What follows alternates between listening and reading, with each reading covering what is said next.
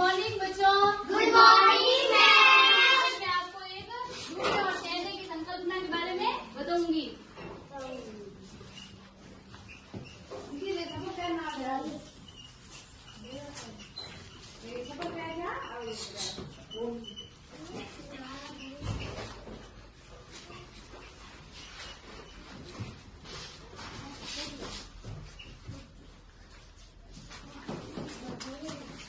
ये दो चीजें हैं जो डूबने वाली है और तैरने वाली है।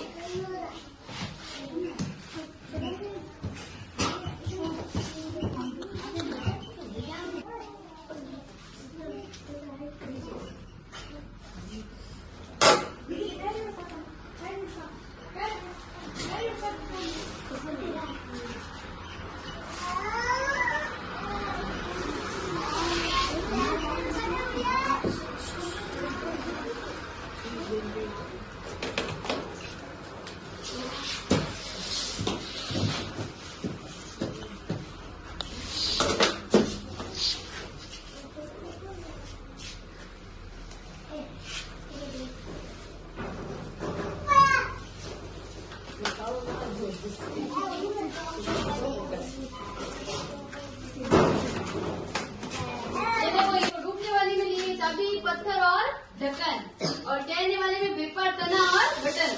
ठीक है, अब मैं आपको करके दिखाती हूँ।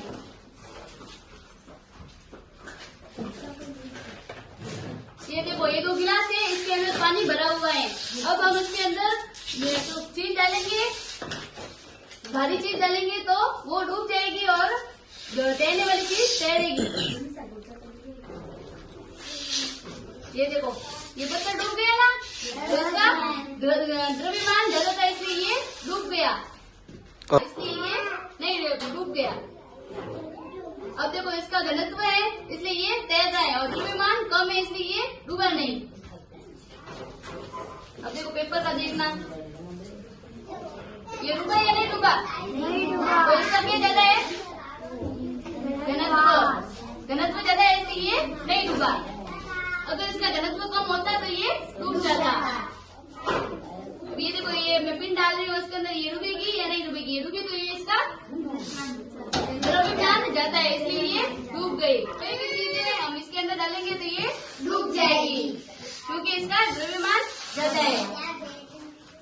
ये देखो, ये कोयला डाल रही हूँ इसके अंदर, ये डूबेगा या नहीं डूबेगा? नहीं डूबेगा। क्यों? क्योंकि इसका घनत्व ज्यादा है और द्रव्यमान कम है। ये देखो, ये लोहे की चाबी है, ये डूबेगी? ये देखो डूब गई, इसका द्रव्यमान ज्यादा है, घनत्व कम है इसलिए ये डूब गई। ये देखो, ये बटन है, अब मैं ये इसके अंदर डालूंगी, ये उसके ऊपर तैर रहा है, ये नहीं डूबा तो इसका घनत्व ज्यादा है और द्रव्यमान कम है इसलिए ये नहीं डूबा। ये देखो, ये ढक्कन प्लास्टिक का है इसलिए ये नहीं डूबा, ये इसके ऊपर तैर रहा है, इसका घनत्व ज्यादा है और द्रव्यमान कम है।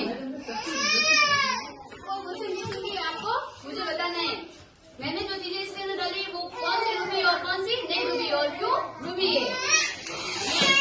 ढक्कन और बोतल डाली है वो इसके अंदर नहीं डूब रहे हैं, क्यों नहीं डूब रहे हैं? क्योंकि उनका घनत्व ज्यादा है। और ये जो लोहे की चीजें डाली है वो डूब रही है क्योंकि उनका वो द्रव्यमान ज्यादा है और घनत्व कम है इसलिए। और ये पेपर डाला हुआ है वो भी डूब गया, क्यों डूबा? क्योंकि वो गीला हो गया। नहीं डूबा, वो तो ऊपर ही है, अभी तक नहीं डूबा है। कौन कौन सी चीजें डूबी और कौन सी तैर रही है? ढक्कन तैर रहा है, ग्रिल तैर रहा है, तना तैर रहा है, बटन तैर